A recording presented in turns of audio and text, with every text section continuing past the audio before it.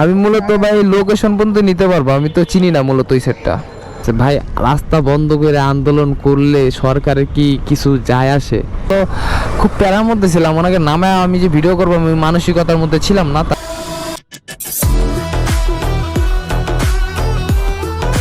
তো চলে এলাম আমার সেকেন্ড ব্লগ নিয়ে। তো আজকের ব্লগে আমরা রাইড শেয়ারিং এর ভিডিও করব।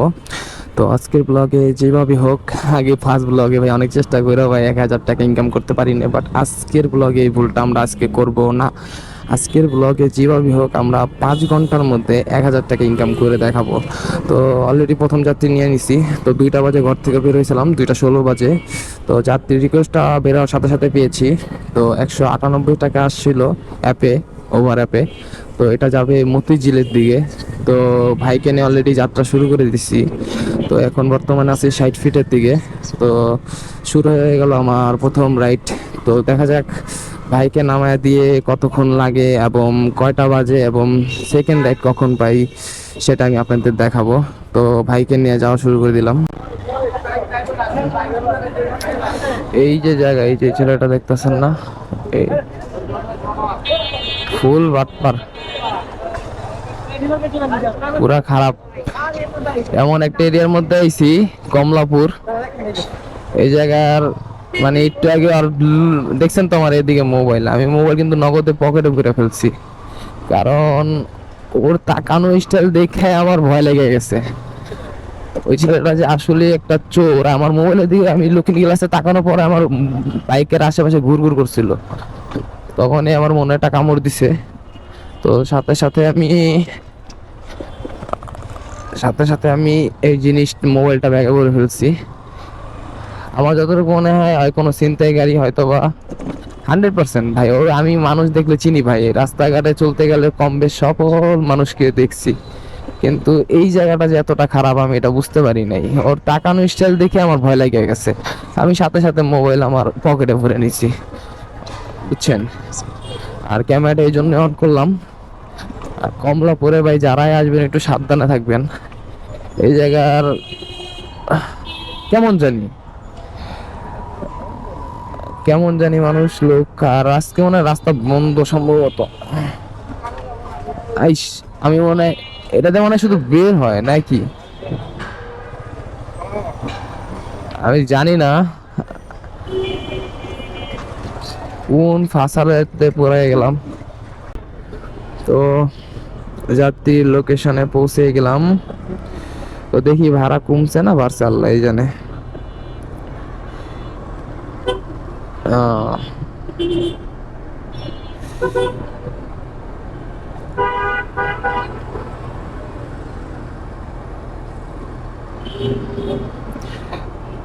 200 টাকা, 198 টাকা আসছে। তো দুইটাই এরকম 200 টাকা।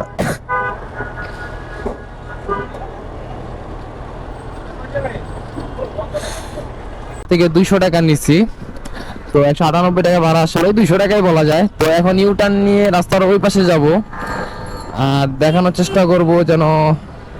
এখন একটা অর্ডার পাইলাম, আগারগা যাবে। যাত্রী আছে কোথায়, হয়তো বা পিছনের দিকে। তো এখান থেকে ইউটার্ন নিতে হবে আমার। ইউটার্নের রাস্তা তো এখানে বন্ধ, সামনে দিয়ে ইউটার্ন নিয়ে নিতেছি, দাঁড়ান।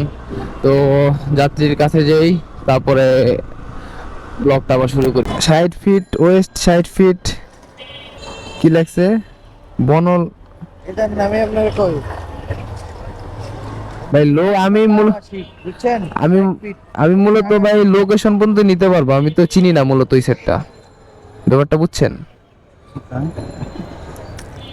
আমি বলছি আমি এটা চিনি না, মানে স্বাভাবিক আমি না চেনারই কথা। আপনি যেখানে লোকেশন পিন করছেন আমি ওই পর্যন্ত ওনাকে নিয়ে যেতে পারবো, তারপরে ওনাকে একটু খুঁজে নিতে হবে। কষ্টের কথা বলতে বলতে আবার একটা কষ্টের মধ্যে চলে আসলাম। সেটা হলো এখানে পুরো রাস্তাটাই জ্যাম। এই জ্যাম দেখলে যে কি পরিমাণ খারাপ লাগে, পুরো রাস্তাটা যখন জ্যাম থাকে না খুব বাজে একটা অবস্থা লাগে। তো দেখি জ্যাম আস্তে আস্তে আস্তে আস্তে আগাই। আর পিছনে যাত্রীর হাতে কেক আছে, তো এই জন্য বামে চাপাইতে মানা করতেছে। তো যাবে আগারগার দিকে, তো 46 মিনিট লাগবে। তেরোগুলো পুরো অবস্থা খাইল হয়ে যাবে, আমি জানি না কতক্ষণ লাগে। 20 মিনিট হয়ে গেল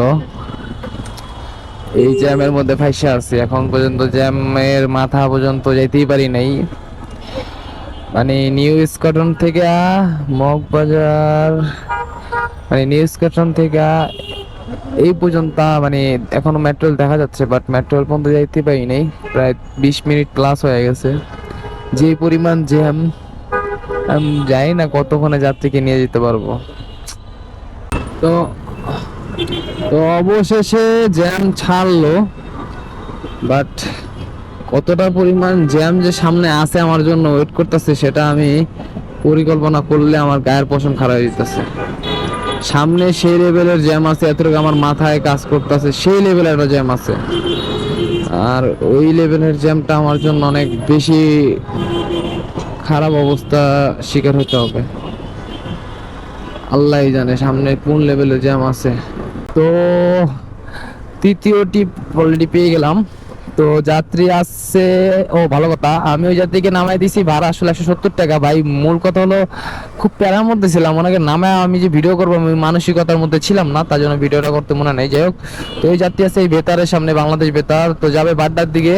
তো অলরেডি 164 টাকা ভাড়া দেখাইছে, দেখা যাক নামাইয়া দিতে দিতে কয় টাকা ভাড়া হয়। তো যাত্রীর লোকেশনে চলে আসে, ওনাকে ফোন দিতে হবে। ওকে,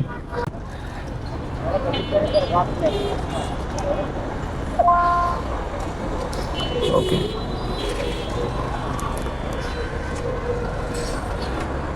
তো একজন ফরেনার, হয়তোবা সুইডেনের, তো তাকে দিয়ে রাইড শেয়ারিং শুরু করলাম।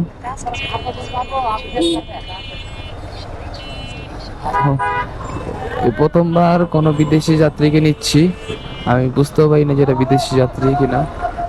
তো দেখা যাক তাকে নামাই দিতে কতক্ষণ লাগে, আর বিদেশি যাত্রী কিছু বলে কিনা সেটাও দেখবো।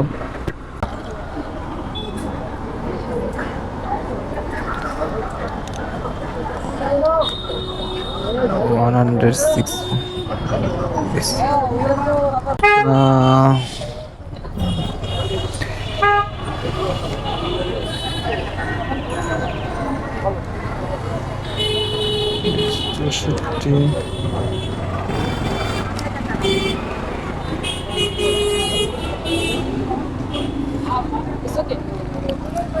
Thank you, welcome. তো যাত্রী আমাকে 200 টাকা দিছে, আমিও হ্যাপি, সেও হ্যাপি। এটা এক রাস্তা না, সরি সরি, না উনি আমার বলছে ফরেনার তো, বিদেশি, এই জন্য বিদেশি তো এর জন্য আমার এদিক দিয়ে আসতে বলছেন। দিতে মনে হয় একবার গেছিল হয়তো বা, যাই হোক সমস্যা নাই, উনি এই জায়গায় এখানে নেমে গেছে। আচ্ছা যাই হোক, তো বিদেশি যাত্রীটা অর্ডার ধরছি অলরেডি ইন ড্রাইভে। তো এটা 130 টাকা বসুন্ধরা, কম টাকা ভাড়া, বাট বসুন্ধরার দিয়ে গেলে আমার জন্য একটু উপকার হবে, তো এই জন্যই ওনার কাছে যাচ্ছি। যাই হোক, বসুন্ধরার যাত্রীটাকে আগে যা রিসিভ করি, কোনো ফোন টোন কিছুই দিই নাই, উনি আসে কিনা তাও যায় না। বাট ওনার কাছে যাওয়ার মূল কারণ হলো ওদিকে যেতে পারলে আমার জন্য উপকার হবে। বসুন্ধরার থেকে একটা যদি মোহাম্মদপুরের দিকে টিপ পাই, তাহলে 200 টাকার মধ্যে, তাহলে ওখান থেকে যদি একটা মিরপুরের দিকে টিপ পাই 100 টাকার মধ্যে, তাহলে কিন্তু আমার 1000 টাকার টার্গেটটা কমপ্লিট হয়ে যেত। তো যাক, তো যাত্রী পিছনের সাইডে আছে, আমি ওনাকে অলরেডি থুয়ে সামনে আগে গেছিলাম। তো ওই যে হয়তো বা উনি যাত্রী, আপনি তো যাত্রী আসুক, যাত্রীকে উঠে বসুন্ধরার দিকে আগাই। একই তো, একই ভাবে তো যেতে হবে। হ্যাঁ? আপনি বললেন জ্যাম পর্যন্ত হাইটে যাবেন নাকি, এটা বললেন? না না, আপনি জ্যামে দাঁড়িয়েছিলেন অনেকক্ষণ। না না, আমি ওই পাশে ছিলাম, ওই পাশ থেকে জ্যাম বলতে ছোট জ্যাম। ও আচ্ছা আচ্ছা, আমি বললাম তাহলে আমি ওই পর্যন্ত হেঁটে যাই, তাহলে আপনারা। না না, সমস্যা নাই, সমস্যা নাই। ওকে ওকে, বসুন্ধরা, ওকে। তো তো যাত্রীকে নিয়ে বসুন্ধরার উদ্দেশ্যে রওনা দিলাম। 8 কিলো রাস্তা, মোটামুটি অনেক বেশি দূর বলা যায়, তাও সমস্যা নাই, যেতে হবে। তো যাত্রীকে নিয়ে রাইড শুরু করে দিলাম। 130 টাকা।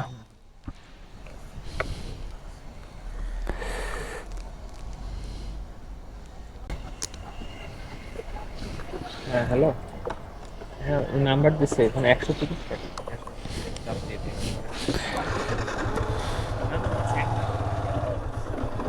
আচ্ছা পাঠাই দিন, সমস্যা নেই।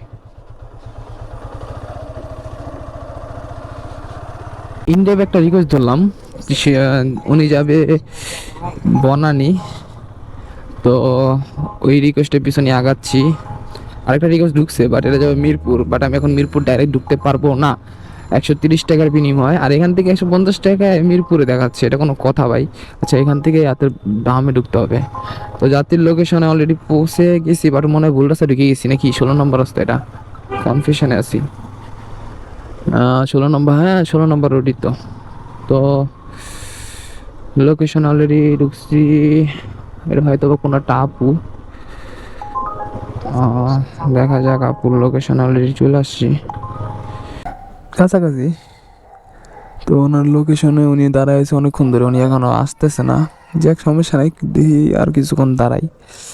তো 130 টাকা, আমার ভুল হয়েছে, 10 টাকা বিট করা দরকার ছিল, এটা ভুল করে ফেলছি। তো 130 টাকার বিনিময়ে নিয়ে যাচ্ছি তাকে বনানী, খারাপ না। তাহলে আরেকটা অর্ডার লাগবে, 170 টাকার অর্ডার লাগবে মিরপুরে যদি ঢুকি। যাক এটা চ্যালেঞ্জ হয়ে গেছে আমার জন্য, দেখা যাক 170 টাকার টিপস আমি কি পাই কিনা।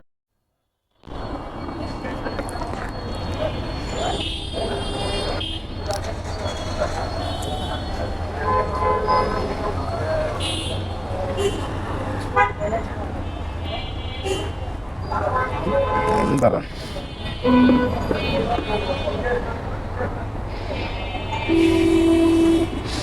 এই যে ঠিক আছে, ধন্যবাদ ভাইয়া।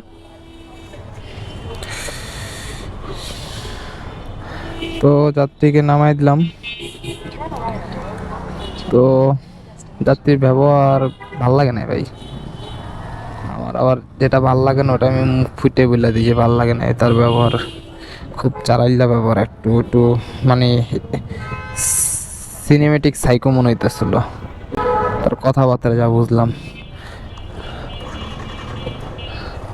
তো এটাই দেখি, এখান থেকে যাত্রীকে তো নামাই দিলাম, 830 টাকা ইনকাম হয়েছে। দেখি আর একটা অর্ডার 170 টাকার পাই কিনা মিরপুরের দিকে। তো মিরপুরের দিকে 170 টাকা পেলে আবার আসতেছি। তো আপুর লোকেশনে চলে আসলাম, যাত্রী আলহামদুলিল্লাহ একটা পেয়েছি, মিরপুর পাইকপাড়া ছাপাখানার মোড়, মানে আমি মিরপুরে ঢোকা দরকার ছিল, মিরপুরে যাত্রী পেয়েছি। তো আপুর লোকেশন এখানেই, এখানে বিসমিল্লাহ হোটেল আছে। তো আপুকে ফোন দিই, দেখি আপু কোথায় আছে। আপনার লোকেশন তো এটাই দেখাচ্ছে। আপনি কি মেন রাস্তার উপরে বনানীর? আমি তো সামনে লোকেশন দাঁড়া মেইন রাস্তায় না, আমি একদম হইতেছে যে আপনার এই যে হোটেল সিরিয়াটা সামনে। আচ্ছা দাঁড়ান, ওয়েট, কি হোটেল? আচ্ছা আপনি কি স্বপ্নের সামনে আছেন? আপনি স্বপ্নের সামনে আছেন? ও ওকে ওকে ওকে ওকে ওকে, আমি স্বপ্নের সামনে আসতেছি, আসেন। আচ্ছা ওকে ওকে ওকে ওকে। আপু আছে স্বপ্নের সামনে, দেখি স্বপ্নের সামনে যাই। তো যাত্রীকে নিয়ে অলরেডি বিজয় সরণি পার হয়ে গেলাম। তো আগারগার পথে সেখান থেকে 60 ফিট উঠে যাব, আর 60 ফিট দিয়ে ডাইরেক্ট ওনাকে ছাপাখানার মোড়ে নামিয়ে দিব। আচ্ছা সমস্যা নেই।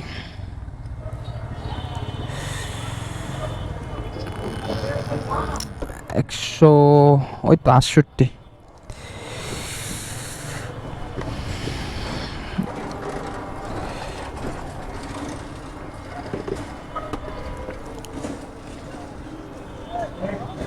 দুইটা কমায় দিছে, তোলে বরাবর 1000 টাকা। তো আজকের ইনকামটা 1000 টাকা টার্গেট নিয়ে 1000 টাকা কমপ্লিট করতে পারছি। ভাই প্লিজ চ্যানেলটাকে সাবস্ক্রাইব করেন ভাই, কারণ আপনারা যদি ভিউ না দেন অথবা আপনারা যদি চ্যানেলটা সাবস্ক্রাইব না করেন তাহলে তো আমার আকর্ষণ থাকবে না। আপনারা প্লিজ আমাকে একটু মোটিভেশন দেন, একটু সাহস দেন, একটু সাপোর্ট দেন, তাহলেই হবে, আর কিছু লাগবে না, একটু সাপোর্ট দেন। তো আজকের ভিডিওটা এই পর্যন্তই থাকুক। নেক্সট ভিডিওতে ইনশাল্লাহ আমরা একটা বড় সড়ো একটা ভালো চ্যালেঞ্জ নিয়ে আসবো, আর আমরা ট্রাভেলের ব্লগও করবো ইনশাল্লাহ আস্তে আস্তে। তো আপাতত এটাই করতেছি, কন্টিনিউ আমি ব্লগ দেওয়ার চেষ্টা করব, প্রত্যেক দিনই প্রায় একটা দুটো কন্টেন্ট দেওয়ার চেষ্টা করব। এর মধ্যে ব্লগ থাকা দরকারই আছে, মাস্ট বি। তো ব্লগ আমার এক মাসে ম্যাক্সিমাম 20টা থেকে 25টা ব্লগ আমার দেওয়ার ইচ্ছা আছে। তো আপনাদের যদি সাপোর্ট পাই ইনশাল্লাহ আমরা এক মাসে এর চেয়ে বেশিও ব্লগ দিতে পারি। তো গাইস আজকের ব্লগটা এই পর্যন্তই। তো নেক্সট ব্লগের জন্য ওয়েট করুন। তো সবাই ভালো থাকুন, আল্লাহ হাফেজ।